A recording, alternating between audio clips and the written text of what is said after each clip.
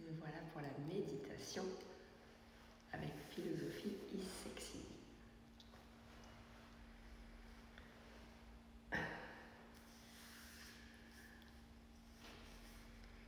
J'attends que les followers arrivent. Bonjour. J'espère que vous allez pouvoir rester pour la méditation qui est un petit peu spéciale ce matin.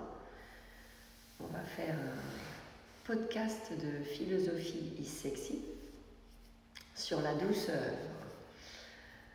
Voilà comment ça va se passer ce matin.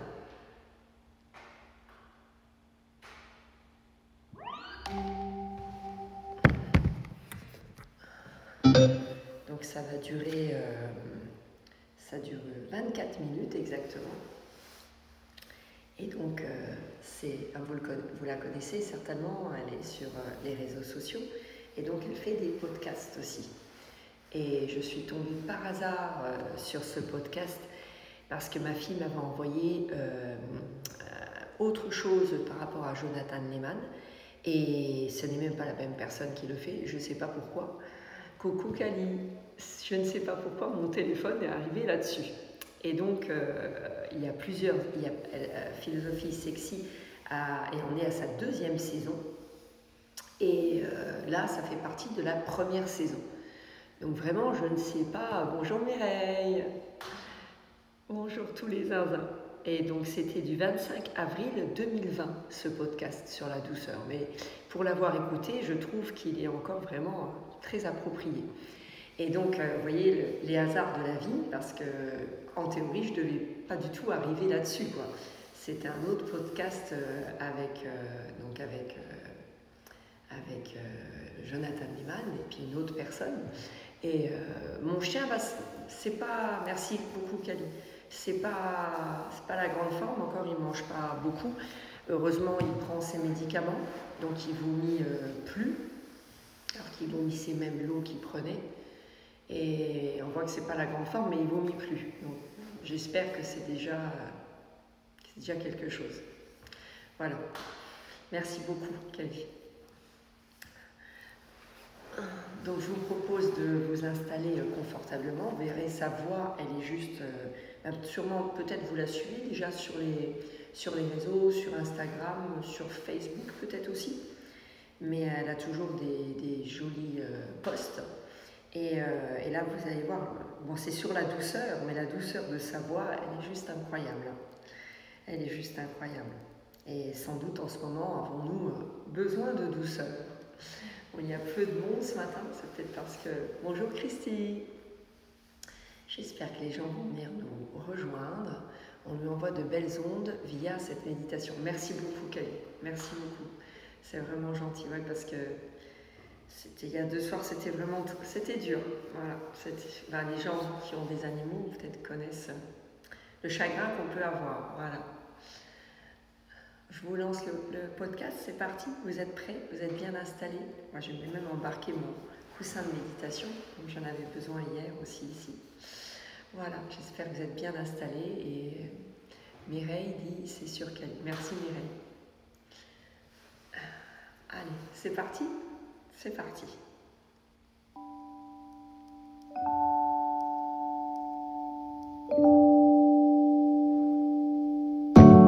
Bonjour, je suis Marie-Robert et j'ai une proposition à vous faire.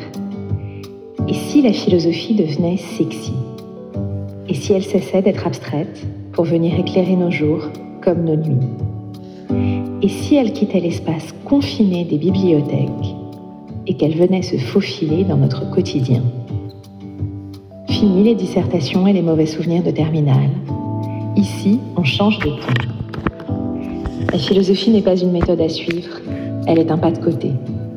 Elle nous permet de prendre du recul sur les gens, les choses, et aussi sur tout ce qui nous submerge. Soudain, par la magie des mots et du raisonnement, on aborde les événements de la vie autrement. Et on parvient même à trouver du confort dans des zones d'inconfort. Bref, on apprend à se faire du bien. C'est pourquoi, durant ces quelques minutes en votre compagnie, je n'ai pas d'autre ambition que d'arrêter les compteurs et de partager une bulle de respiration. Laissons-nous inspirer et faisons ensemble un petit pas de côté. Merci pour vos très nombreux commentaires sur Instagram et sur les plateformes de diffusion. Parce que lorsqu'on construit un projet, sentir qu'il fait écho chez l'autre est le plus beau des cadeaux. Alors aujourd'hui, il s'agit d'un épisode un peu particulier, puisque contrairement à d'habitude, je ne l'enregistre pas en studio, mais chez moi, dans une chambre remplie de couvertures, au cœur de cette étrange période qu'est le confinement. Au-delà de nos craintes, de nos peurs, de nos doutes, de nos projections, de nos débordements émotionnels, de tout ce qui nous oppresse légitimement dans cette crise, je crois qu'il est aussi plus que jamais question, pour ceux qui peuvent, d'un temps philosophique, d'un temps pour oser la philosophie. Alors évidemment, il ne s'agit toujours pas de devenir expert, il ne s'agit peut-être même pas de lire, parce que nous sommes nombreux à avoir une concentration plutôt altérée, mais il s'agit peut-être d'un temps durant lequel nous pouvons ouvrir des espaces de questionnement, sans viser une solution, sans répondre à une injonction, sans être dans l'idée de la performance, mais simplement en ouvrant des espaces de questions, en interrogeant nos valeurs. Qu'est-ce qui compte pour nous, individuellement, collectivement? Autour de quelle perspective voulons-nous construire nos actions à venir? C'est une invitation à penser sa vie et à vivre sa pensée. Et je vous remercie infiniment d'être chaque jour un peu plus nombreux à m'accompagner dans cette démarche, à vous approprier ces podcasts, à en parler en famille. Je crois qu'il n'y a pas d'autre ambition ici, en tout cas pour moi, que de faire écho justement à nos mouvements de l'âme. Et pour vous remercier de la joie que vous m'apportez, je vous propose aujourd'hui un épisode sur la douceur. Alors installez-vous et cheminons ensemble en quête de réconfort. Souvent, la douceur est difficile à définir. On la connaît, on l'aperçoit, on a même des exemples en tête qui nous viennent, mais elle a quelque chose d'un peu secret, d'un peu caché. Et rares sont ceux qui, lorsqu'on leur demande leur qualité, vont répondre doux à un entretien d'embauche ou dans un descriptif de leur personne. Alors pourquoi ces craintes ? Eh bien peut-être parce que souvent la douceur a du mal à se distinguer. La douceur est confondue avec d'autres idées, d'autres concepts. Alors dans un premier temps, je vous propose de définir ce que la douceur n'est pas, d'essayer de la dégager, de débroussailler le chemin, de savoir avec quoi on ne peut pas la confondre. Souvent, la douceur est associée à l'idée, dans un premier temps, de compassion. Je vais essayer de vous faire la différence entre les deux. La douceur, littéralement, c'est le refus de faire souffrir, ou justement la volonté peut-être de faire souffrir que lorsque c'est parfaitement nécessaire. À l'inverse, la compassion suppose que la souffrance existe déjà et qu'on souffre avec l'autre. La compassion s'oppose à l'égoïsme, à l'indifférence, à la dureté. La douceur, elle, s'oppose à la violence, à la cruauté, à la brutalité. Donc dès lors, on comprend, la compassion est un espace où il y a de la souffrance, alors que la douceur est un espace qui en est dépourvu, un espace libéré de toute souffrance. Donc la douceur est réellement ce temps d'avant la souffrance, d'avant qu'elle existe, d'avant qu'elle vienne nous atteindre. La compassion, elle, est déjà un après-coup, un après-temps. Ça ne veut pas dire qu'il ne faut pas avoir de compassion, bien au contraire, mais c'est simplement l'idée que ce n'est pas la même chose. Elle ne vient pas dans la même temporalité. Elle ne répond pas aux mêmes problématiques. Donc ça, c'était un peu la perspective de dégager la douceur de la compassion. Mais ce n'est pas la seule confusion qu'on a. En tout cas, ce n'est pas la seule manière de confondre la douceur. Le deuxième point, c'est que souvent, on associe la douceur, et je ne sais pas si vous l'avez remarqué, mais à une certaine forme de fausseté. Pourquoi on ne dit pas justement, je posais la question à un entretien d'embauche, qu'on est doux? Parce qu'au fond, on se méfie de la douceur. La douceur, on l'associe à cette idée de doucereux, suave, mielleux. Et dans une société où le dialogue se fonde sur des oppositions guerrières, ou dans une société où le parler haut est beaucoup plus valorisé que le parler juste, la douceur s'affiche comme curieuse, un peu intrigante, comme si on cherchait à séduire, comme si elle nous engluait dans quelque chose qui nous dépassait. Et du coup, toute cette douceur, on développe une forme de méfiance à son égard. On a parfois envie de fuir, de s'ébrouer, de retrouver une fraîcheur, une réaction brute, une sorte de franchise qui serait beaucoup plus facile à assumer. La franchise, on a l'impression qu'on peut y faire face. La douceur, on a l'impression, comme les sables mouvants, qu'on ne peut pas s'en extirper. Et donc la douceur devient une forme de mensonge, de dissimulation qu'on redoute, comme si elle n'était forcément liée à quelque chose de faux. Alors on va voir au cours de cet épisode si on peut dissiper justement cette impression de fausseté. Et cette impression de fausseté, elle peut être associée au troisième point. C'est que non seulement la douceur semble être une certaine forme de mensonge, une certaine forme de dissimulation, mais elle est aussi associée à la faiblesse, à une forme de laisser-faire. La douceur serait une complaisance qui s'oppose à la fermeté. Un professeur, et je sais de quoi je parle, on valorise beaucoup les professeurs fermes, parce qu'ils seraient plus respectés que les professeurs trop doux, qui laissent faire, dépassés peut-être par leurs élèves. Idem pour la médecine, dite douce, qui serait moins efficace qu'une médecine allopathique. La douceur est également, toujours dans cette idée de faiblesse, associée à la féminité, à une manière de s'effacer, d'arrondir les angles, de ne pas être vraiment écoutée.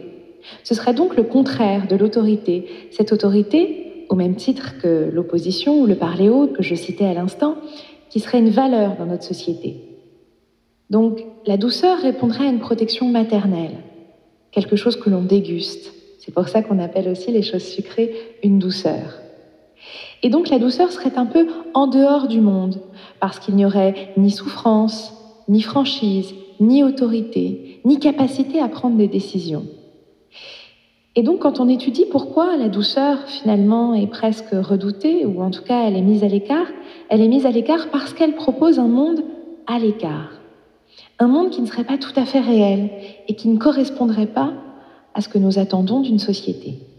Et donc, c'est pour ça que la douceur, c'est le revers de sa médaille, à la fois valorisée, mais aussi redoutée, crainte. Peut-être même qu'on pense qu'elle ne peut pas répondre à nos problématiques et que dans un monde, dans une crise telle que l'on traverse, elle n'a pas tout à fait sa place. Mais est-ce si juste ? Est-ce que la douceur est juste ce monde à part ? Et seulement cette chose molle, passive, qui renonce à la colère ? Est-ce que tout ceci n'est pas plutôt une forme de construction de l'esprit ? Est-ce que tout est si simple ? Est-ce que justement la crise n'aurait pas besoin d'un peu de douceur ?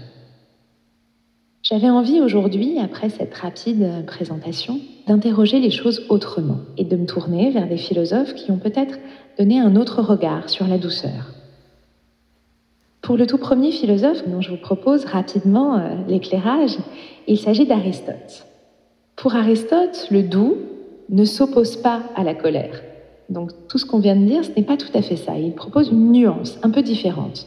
Pour lui, le doux, la personne douce, est plutôt celui qui se met en colère lorsque c'est nécessaire, quand il faut, comme il faut et contre qui il faut. Donc ça, c'est assez différent. Le doux n'est pas cette personne juste passive, non. Le doux est celui qui est à sa juste place. Et il explique d'ailleurs dans l'Éthique à Nicomaque, un de ses ouvrages, que le doux n'est pas du tout ce complaisant, ni cette personne impassible, mais que le doux est celui qui sait jauger le moment où il faut sortir de la douceur. Donc il y a une forme d'harmonie, une forme d'écoute, une forme de capacité à prendre la mesure de la situation. Et donc là, les choses sont déjà renversées. Plutôt que de céder à une colère, à une impulsivité, le doux est celui qui a la capacité à garder son calme et à n'intervenir qu'au bon moment. Derrière cela, il y a donc l'idée d'une vertu, une des plus nécessaires peut-être, des plus émouvantes. C'est la force de celui qui renonce à la violence permanente, pour au contraire la limiter, pour l'endiguer. Donc, c'est quelqu'un qui est en pleine possession de ses moyens. Donc déjà, à travers le regard d'Aristote, effectivement, le doux renaît de ses cendres, à une autre approche, un autre regard. Et cette perspective va être poursuivie par quelqu'un qui m'est très cher, grâce à qui, et je suis très émue de vous en parler aujourd'hui, parce que c'est quelqu'un grâce à qui j'ai aussi fait de la philosophie. C'est la philosophe et psychanalyste Anne Dufour-Montel, qui nous a quittés en 2017 et qui était une amie très précieuse. Et c'est pour moi une grande émotion que de lui rendre hommage aujourd'hui. Anne va vraiment donner ses lettres de noblesse à la douceur dans un très joli ouvrage qui s'appelle « La puissance de la douceur ». Elle commence par nous expliquer que le mot douceur vient du latin suavitas, qui qualifie Dieu lui-même au Moyen-Âge. Alors la douceur, est-ce que c'est une qualité ? Effectivement, elle se dit d'un être, d'un minéral, d'une pensée, d'un animal, du ciel. Elle se dit d'un visage, elle se dit d'un geste. Et pourtant, cette qualité qu'on a l'impression de connaître, qu'on identifie, qu'on visualise au moment peut-être où je vous parle, elle ne se laisse pas appréhender facilement. C'est ce que je vous disais dans mon introduction. Elle est presque difficile à apprivoiser. À bien des égards, elle semble presque farouche, comme un animal sauvage. Il ne faut pas la brusquer, il ne faut pas la contraindre avec des clichés, avec des exemples, mais plutôt l'observer, là où elle se révèle, là où elle se montre, là où elle s'épanouit. La douceur, nous explique Anne, est comme l'innocence, comme le courage, comme l'émerveillement, comme la vulnérabilité. Tous ces concepts sont un peu en marge de l'histoire de la philosophie, de la grande histoire de la pensée. Ce ne sont pas des concepts figés, solides. Au contraire, on peut placer sur eux un regard presque inquiet, parce qu'ils nous obligent à être plus souples, ils nous obligent à l'observation. On ne peut pas juste les abstraire, on ne peut pas juste en parler comme des autres concepts dont je vous ai parlé aussi tout au cours de ce podcast. Non, la douceur n'est pas quelque chose de figé. Elle se montre et elle se ressent. Alors, si je vous demande de définir la douceur, d'ailleurs, vous allez plutôt peut-être, et peut-être que là c'est le cas, dans vos appartements, vous allez m'en donner des manifestations, et pas juste une définition. Alors, à travers sa pensée, à travers la pensée d'Anne Dufour-Montel, on va essayer de la cartographier, cette douceur, sans jamais la réduire, essayer d'en montrer ses caractéristiques, plutôt qu'essayer de la figer dans une définition, dans un carcan définitionnel. Une de ses premières caractéristiques, c'est que la douceur est en lien avec le corps, avec la chair. La douceur appelle le corps. C'est l'idée que la douceur, en fait, est incarnée à travers le corps. Parce que la douceur est avant tout une sensation physique. Je le disais à l'instant, c'est un ressenti. C'est la douceur d'une peau contre notre main. C'est la douceur d'un visage, d'un regard, d'une caresse. Le corps devient le véhicule de la douceur. Et donc à ce titre, on s'aperçoit bien que la douceur est radicalement différente des autres concepts, parce qu'elle se montre et elle se vit dans notre chair. C'est beaucoup plus difficile pour, par exemple, je ne sais pas, le concept d'autorité ou des concepts philosophiques qui sont beaucoup plus distanciés de notre enveloppe charnelle. Là, parler de douceur philosophiquement, c'est déjà parler du corps, c'est déjà lui donner un lieu, le lieu du corps. Donc, cette première caractéristique nous emmène au second. C'est que la douceur, précisément parce qu'elle est dans le corps, parce qu'elle a un véhicule très particulier, impressionne. Et d'ailleurs, et ça c'est une réflexion qu'on trouve chez Anne Dufour-Montel et qui prend une grande part de son travail, c'est que la douceur s'oppose à la violence parce qu'elle est une force imprenable. Je ne sais pas si vous avez remarqué, mais quand on est en colère, quand on se sent un peu débordé, et que quelqu'un en face de nous, plutôt que d'être dans la surenchère, plutôt que de répondre à notre énervement par un énervement encore plus fort, eh bien quand la personne en face de nous fait preuve de douceur, on se sent presque déstabilisé. Il y a quelque chose qui nous sidère, qui nous met mal à l'aise, on ne sait plus quoi faire. Parce que la douceur fait preuve d'un accomplissement que la violence cherche sans pouvoir l'atteindre. C'est-à-dire que la douceur face à nous, cette douceur incarne qu'elle vient briser quelque chose qui en fait est peut-être un pouvoir bien plus grand, une transgression bien plus grande. Et donc, dans l'histoire de la littérature, on se rend compte, que ce soit chez Tolstoï, que ce soit chez Dostoïevski, que ce soit chez Kafka, il y a des personnages qui incarnent la douceur. Donc là, on est dans ce retour au corps, qui incarnent la douceur, ces innocents, ces vagabonds, qui sont porteurs d'une errance, d'une solitude, d'une douceur, qui les rend peut-être bien plus forts que les autres. Une exigence qui mérite d'être traitée tout autrement. Donc la douceur est une sorte de pouvoir bien plus grand. Donc la douceur est un corps, la douceur impressionne, mais la douceur est aussi, on continue notre cartographie, la douceur est aussi quelque chose qui se partage. Elle a besoin de l'autre. Qui accorde la douceur? Est-ce que c'est celui qui la reçoit? Est-ce que c'est celui qui la donne? La douceur demande l'un et l'autre. La douceur demande la présence de quelqu'un. Elle ne se résume pas juste à l'intention d'être doux. Il faut que la personne en face soit capable d'accueillir cette douceur, de s'en imprégner, de la recevoir. Donc la douceur est à la fois quelque chose qui se déploie, mais aussi quelque chose dont on s'imprègne. Et il y a un exemple qui est donné par Anne Dufourmontel, où elle se rappelle Marie-Madeleine qui répand un flacon de parfum sur les cheveux du Christ. Eh bien, à ce moment-là, la douceur se vit à deux. Au même titre qu'une maman ou un papa qui va prendre soin de son enfant au moment sur la table à langer, dans ce regard échangé entre les deux, dans ces gestes, dans cette attitude. La douceur est un moment à deux, comme une sorte de troisième lieu qui s'incarne chacun dans le corps de l'autre. Donc quand je disais, elle est douceur du corps, donc elle est située vraiment dans le corps, mais elle est aussi une zone de partage entre deux individus. Et dès lors, parce qu'elle est cette zone de partage qui, comme je le disais, est corporelle, est un pouvoir qui nous dépasse et un vécu à deux, sa quatrième caractéristique est qu'elle est également une forme d'animalité. Elle n'appartient pas seulement aux hommes, la douceur. Elle appartient aussi à l'animal. L'animal et la douceur sont liés par le regard, sont liés par le toucher. Mais surtout, et quand je viens de vous donner l'exemple du bébé sur la table à langer, mais surtout par ce sentiment d'innocence qu'il y a entre les deux, c'est-à-dire une réponse sans contenu face au mal. La douceur de l'animal nous touche, sans doute parce qu'elle vient d'un être qui coïncide avec lui-même, presque entièrement, qui n'a rien d'autre à offrir que lui-même. Donc cette animalité, elle est aussi la puissance d'une forme d'innocence. Et cela la rend totalement sacrée.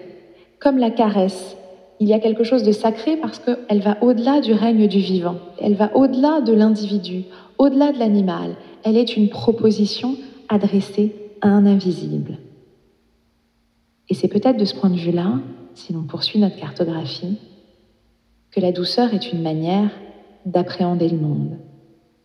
Et donc bien plus qu'une qualité, bien plus juste un geste, un mouvement, elle est une manière d'appréhender le monde et donc elle devient une intelligence, un éveil. Rien ne commande la douceur. On ne peut pas s'obliger à la douceur, on ne peut pas l'exiger d'autrui, on ne peut pas commettre autrui, on peut seulement l'espérer.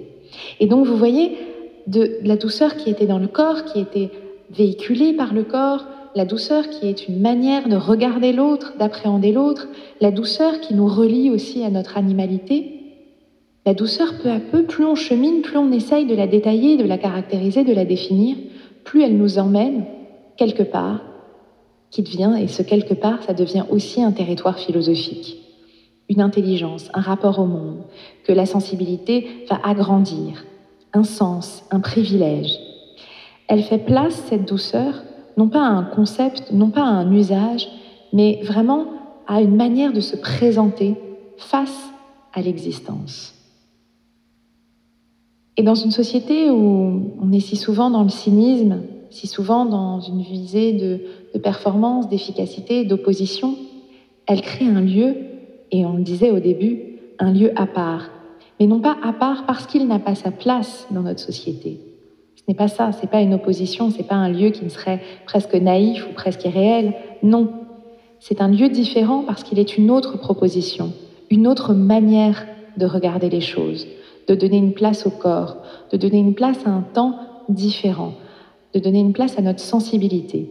Et donc la douceur est un lieu à part parce qu'elle elle ne répond pas au même code. Et c'est peut-être pour ça que la douceur est plus que jamais le lieu de l'enfance. Appartient d'abord à l'enfance. C'est l'endroit où l'imaginaire rejoint le réel, dans le toucher, dans un monde si proche que il ne fait plus place à la violence, mais il fait juste place à l'esprit, à l'envie, à l'émerveillement. Et si j'avais envie particulièrement de vous en parler aujourd'hui, si j'avais envie de créer avec vous, à travers cette petite parenthèse un peu particulière, à travers ce confinement, à travers ce podcast enregistré dans des conditions complètement différentes, à travers ce thème un peu étrange, beaucoup moins scolaire, et si j'avais envie de terminer avec Anne Dufour-Montel sur cette idée de l'enfance, c'est peut-être parce que plus que jamais, en acceptant cette douceur, en acceptant d'appréhender le monde différemment, les enfants vont nous apprendre à poser sur notre avenir, sur nos horizons, un regard différent. La génération suivante, la génération à venir, capable, dans cette enfance, d'accueillir la douceur et d'en faire une force, d'en faire une caractéristique, d'en faire la définition même de ce pas de côté, eh bien la douceur va peut-être à travers eux devenir une résistance politique, une résistance émotionnelle, une manière d'être au vivant, une façon de développer ce monde autrement et de dire un non, qui est aussi dire un oui par rapport à la vie, prendre un autre chemin, refuser nos habitudes, refuser notre cynisme, refuser la violence, refuser l'autorité, mais dire un oui au regard qui se tourne vers l'autre, à cette peau qui se tend, à ce cœur qui s'ouvre. Je terminerai par cette citation que j'aime beaucoup, toujours d'Anne Dufour-Montel, que vous pouvez retrouver dans La puissance de la douceur, et qui dit « La douceur allège la peau, disparaît dans la texture même des choses, de la lumière, du toucher, de l'eau. Elle règne en nous par de minuscules brisures de temps.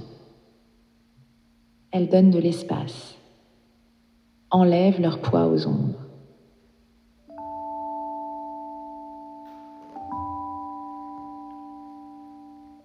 J'espère que tout comme moi, cette citation et cette parenthèse vous aura fait frissonner, vous aura emmené dans cet autre espace, dans ce troisième lieu, qui n'est pas un lieu irréel, mais qui est une proposition d'être autrement.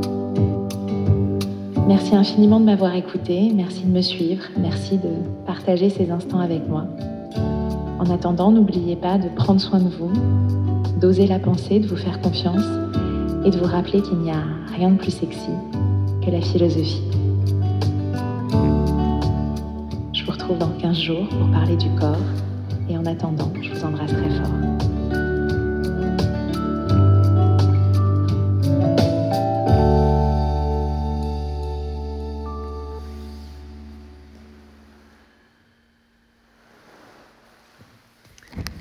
Voilà. J'espère que ce podcast vous a plu autant qu'à moi. C'est la deuxième fois que je l'écoute, mais il me met tellement d'émotions.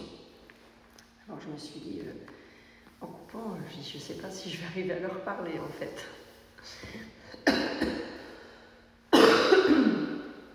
Cali, très chouette, j'adore Marie, elle m'a fait aimer la philosophie. Marie a des paroles justes et puissantes, je vous conseille ses livres qui sont top, nous dit Cali. Voilà, et donc ça faisait partie de sa saison 1, on va dire. Et là, c'est le 8e, je crois, dans la saison de la douceur. Et en ce moment, on est sur la saison 2, voilà, de ces podcasts. Mais j'ai trouvé ça vraiment incroyable, quoi. Donc vous retrouvez, dans les podcasts, donc ça se présente comme ça, comme je vous ai montré tout à l'heure. Bonjour Brigitte. Et donc l'autre, en fait, c'était celui-là. Bienvenue, merci à notre partenaire. Hop. C'était Métamorphose, le podcast qui éveille la confiance de Anne Kesquer. Voilà. Et ça, c'était donc ce que m'avait envoyé ma fille par rapport à Jonathan Neyman. Donc un entretien avec Jonathan Lerner, mais ça dure plus d'1 heure. Voilà. Et donc, je ne sais pas pourquoi, mon téléphone, en tapant le lien qu'elle m'avait envoyé, est tombé sur, donc je vous disais, Philosophie Sexy, et l'épisode de la douceur. Parce que j'ai rappuyé, après Pauline me dit, je ne sais pas pourquoi tu es arrivée là-dessus. Et en fait, j'ai rappuyé ensuite et j'arrivais bien sur Métamorphose et pas sur Philosophie. Donc, je ne sais pas. En tout cas, j'étais vraiment heureuse d'être tombée sur son podcast et puis du coup, de pouvoir écouter ses podcasts. Voilà. Donc c'est vraiment très chouette, je trouve, quoi. Donc j'espère que vous avez aimé aussi. Et peut-être pour demain matin, normalement je devrais pouvoir. Pour l'instant, j'ai personne très tôt. Et si vous voulez, tu as vu ça, le hasard fait vraiment bien les choses. Donc peut-être écouter un autre que vous auriez envie qu'on entende ensemble. Alors vous avez vu le suivant, j'ai pas écouté les autres, j'ai pas eu le temps. C'est sur le corps.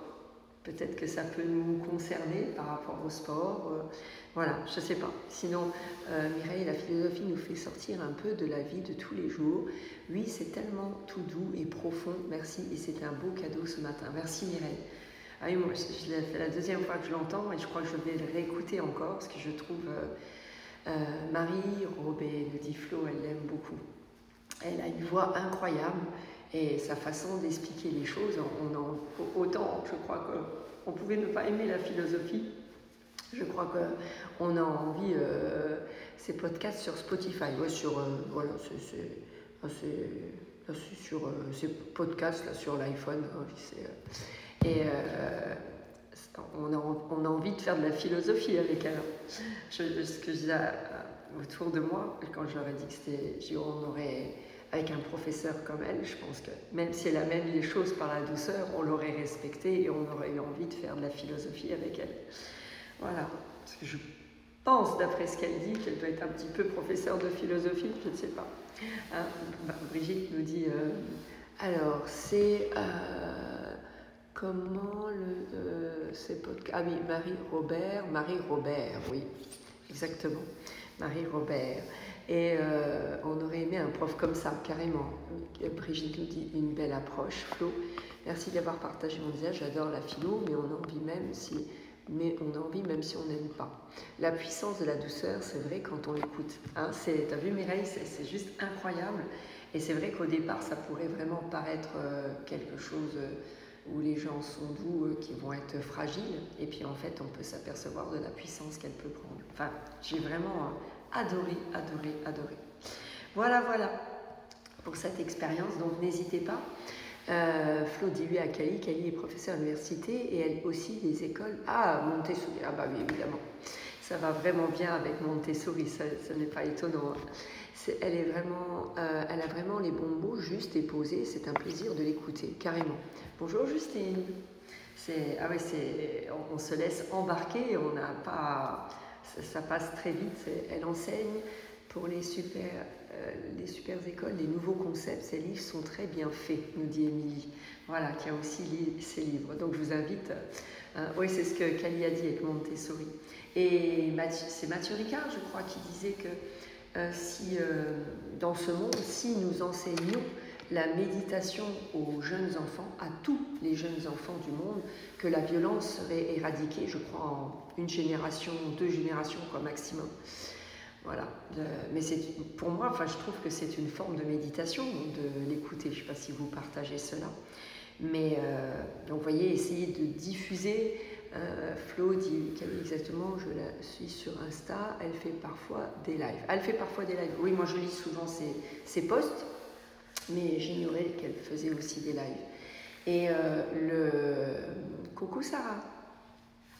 Et il est vrai que si vous pouvez partager, et pas forcément partager pour partager mon compte, mais partager toutes ces choses pour essayer de rendre le monde plus doux et en essayant un maximum de gens de faire participer cette méditation pour rendre vraiment le monde meilleur. Donc n'hésitez pas à partager, à parler autour de vous et à inciter les gens. Et vous savez, on dit commercialement parlant que parfois pour inviter quelqu'un, il faut s'y reprendre à 7 fois. Il faut aller jusqu'à 7 fois pour convaincre la personne. Donc n'hésitez pas aux gens qui ne veulent pas méditer tout de suite, sans les barber non plus, mais c'est comme un aliment, des fois le présenter de façon différente pour essayer de leur faire apprécier et leur apporter du bonheur. Et Flo me dit, ah oui, Monisa, ce serait vraiment cela, je partage ces idées sur reprendre la douceur. Et Kali dit, oui, Flo, j'ai connu au premier confinement, elle est géniale et bienveillante. Voilà. Mireille, bien sûr, c'est de la méditation. Merci Mireille. Je trouve que ça faisait vraiment partie de notre sujet du matin. Et vous voyez, si commercialement parlant, pour essayer de faire acheter quelque chose à quelqu'un, il faut s'y reprendre à 7 fois pour... Là, c'est vraiment quelque chose de positif et vous apportez du bonheur aux gens. Donc ceux qui n'ont pas envie de méditer, ça finira par rester dans un petit coin de leur tête, de leur dire et leur redire, sans leur casser la tête non plus, mais petit à petit ça peut faire son chemin et tout d'un coup il y a le petit truc qui va faire qu'ils vont s'y mettre. Et si c'est vraiment pour rendre ce monde meilleur, ça vaut le coup de tenter de convaincre quelqu'un 7 fois. Voilà. Eh bien, sur ces jolies paroles, je vais vous laisser. Donc, on se retrouve demain à 9h, à moins si vraiment il y a quelque chose, je vous dirai. Mais sinon, donc demain à 9h, et puis j'espère que vous allez faire du sport, donc méditer peut-être encore, une belle alimentation. Kali nous dit écouter un podcast, peu importe le sujet, c'est une méditation, Kali. Alors merci de partager ça avec moi les filles, je trouve vraiment.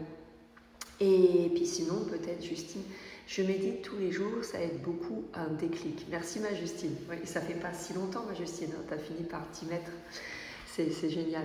Et comme tu es une petite fille adorable, partagez cela. Émilie, ces posts quotidiens sont toujours une belle lecture du matin. Je partage, si la douceur était mieux partagée, elle aurait une puissance toute particulière. Exactement, mon Émilie. Tellement merci d'avoir partagé ce moment de douceur. Merci, ma Flo. Et donc, peut-être, pour un autre petit moment de douceur, je vous retrouve ce soir. Donc, il y a un live que j'ouvre en plus cette semaine à 19h avec ce fameux Body Balance, le Body Balance 91. Bonjour, moins de 2. Et donc, ce soir à 19h. Voilà, donc j'espère que je partagerai ce moment avec vous. Et notre Mélanie, qui est parfois là le matin, qui avait entendu que j'allais faire ça, mais elle est peut-être au travail ou au Luxembourg, elle me dit, oh, c'est vraiment top que tu fasses ça. Voilà, donc elle sera en ma compagnie ce soir pour le Body Balance. Ok, je vous laisse, je vais me préparer pour mes cours. Et puis, je vous souhaite une merveilleuse journée. Et oui, mon Lisa, à ce soir, mon ami. Là, vous voyez, je soulève. C'est pas mal. Il fait encore frais, mais c'est le soleil, c'est top. Voilà, je vous embrasse bien fort. Bonne journée Mireille, bonne journée à tous. Et puis, le temps que j'enregistre, je file en cours. Voilà, je vous embrasse. Prenez soin de vous. Peut-être à ce soir ou à demain matin. Bye bye.